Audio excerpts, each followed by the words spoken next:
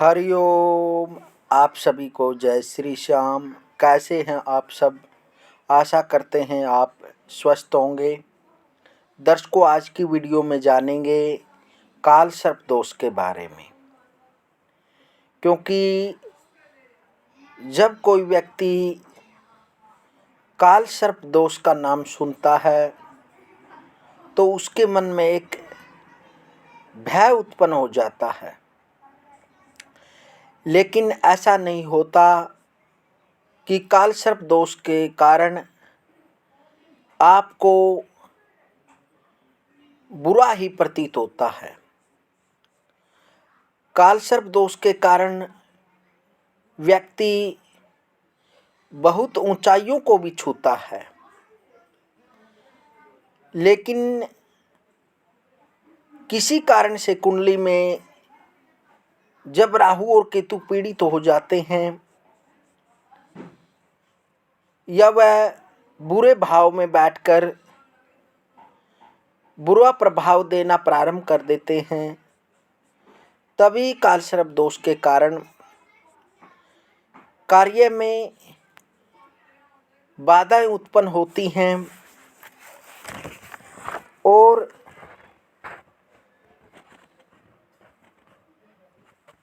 पुत्र संतान उत्पन्न होने में बाधाएं होती हैं। अथक परिश्रम करने के बाद कमाए गए धन का संचय नहीं हो पाता। घर में कलह क्लेश का वातावरण बना रहता है। आर्थिक संकट सदैव परेशान करता है। मकान में वास्तु दोष रहता है। व्यापार व्यवसाय में हानि उठानी पड़ती है। कर्ज का बोझ बढ़ता जाता है। कोर्ट कचहरी के उलझनों में हानि उठानी पड़ती है। पिशाच बाधा आदि अनेक प्रकार की पीड़ा सहन करनी पड़ती है। जातक का सारा जीवन संघर्षों की श्रृंखला प्रतीत होता है।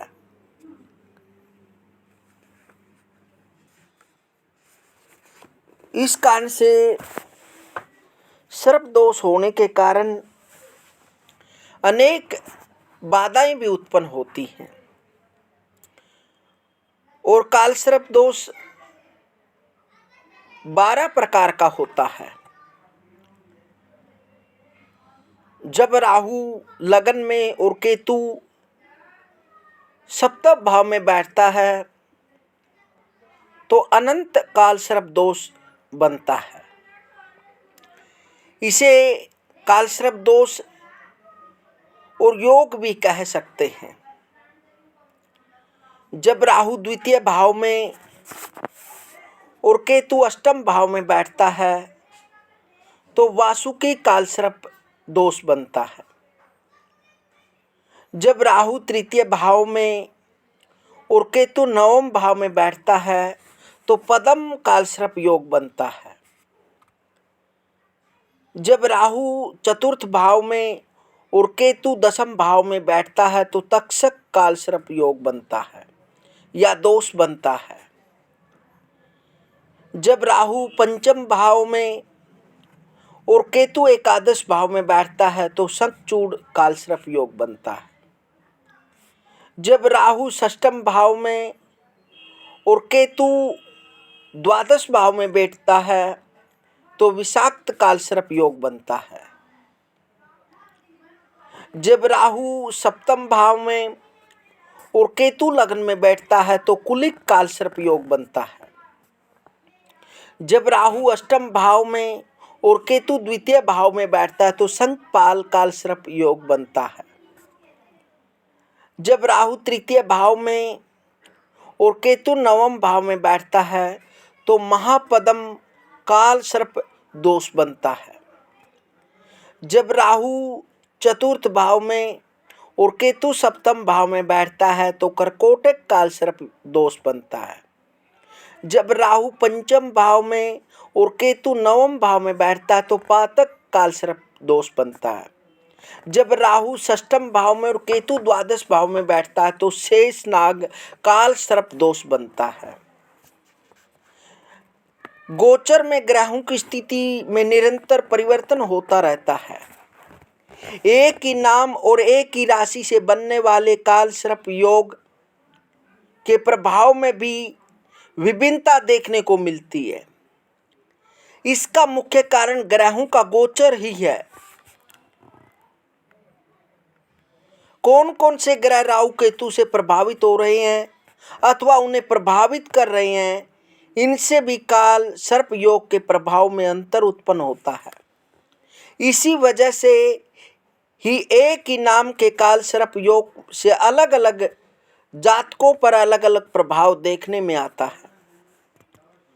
यदि किसी भी तरह का काल सर्प योग राहु से आरंभ हो रहा हो तो वह बहुत अधिक घातक सिद्ध होता है, परंतु केतु से लेकर राहु पर्यंत तक बनने वाला काल सर्प योग इतना घातक नहीं होता।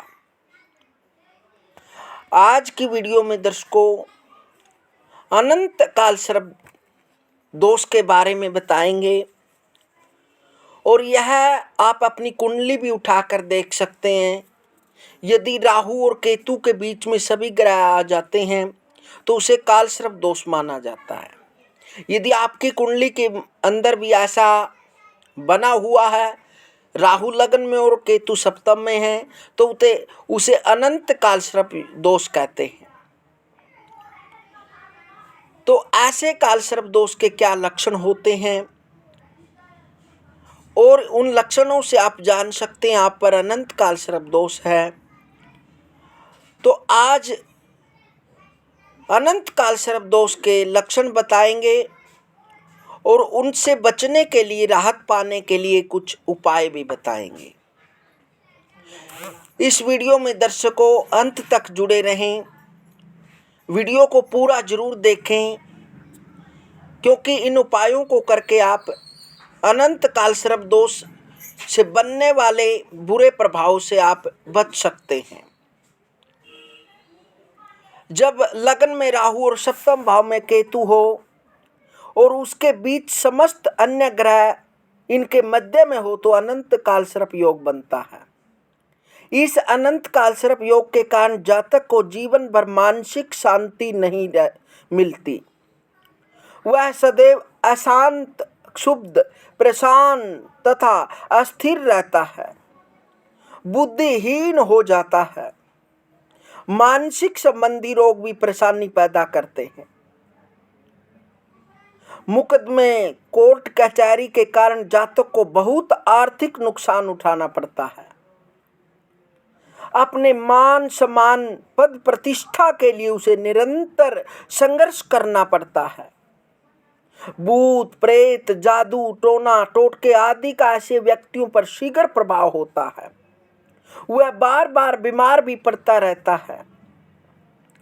वैवाहिक जीवन बड़ा कष्टदायक एवं असंतोषजनक होता है। ऐसे जातक का विवाह अनचाहा और बेमेल होता है। ऐसा जातक दुष्ट बुद्धि, कपटी, मिथ्याभाषी, प्रपंची, झूठा और लंपट होता है। वह प्राय षड्यंत्रों में फंसकर हानि एवं अपयश भोगता है। भयंकर कठिनाई में जिंदगी जीता है और एक के बाद एक मुसीबतों का सामना करना पड़ता है। ऐसे जातक में धर्म और ईश्वर के प्रति श्रद्धा और विश्वास में कमी होती जाती है। वह नास्तिक बन जाता है। भाई बहनों, नाते रिश्तेदारों एवं मित्रों से भी धोखा मिलता है। यदि आपको भी ऐसे लक्षण दिखाई देते हैं तो इन उपायों को करें। ओम नमः शिवाय का जप करें। भगवान शिव का रुद्राभिषेक करें तथा प्रतिदिन 108 बार महामृत्युंजय मंत्र का जप अवश्य करें। नाग पंचमी का व्रत रखें तथा सिद्ध काल सर्प योग शांति यंत्र पूजा घर में स्थापित करें और विधिवत उसकी पूजा करने से भी बहुत लाभ मिलता है। और नमः शिवाय का जाप हर दिन कम से कम 2-3 माला करें, क्योंकि जब एक माला करते हैं तो तभी 1-2 माला के बाद ही मंत्र एक्टिवेट होता है। उसके बाद उसकी तरंगें निकलनी प्रारंभ हो जाती है, तभी वह प्रभाव देता है। या महामृत्युंजय मंत्र का जप प्रतिदिन करें, नियम लें, सुबह 108 बार और शाम को भी 108 बार जप करें। अवश्य ही यदि आपको यह लक्षण दिखाई देते हैं तो कुछ दिनों में आपको राहत मिलेगी। दर्शकों, यह जानकारी आपको कैसे लगी कमेंट के माध्यम से ज़रूर बताएं और वीडियो को शेयर ज़रूर करें, ताकि आपके मित्र, सगे संबंधी, रिश्तेदारों को भी इस वीडियो से लाभ प्राप्त हो।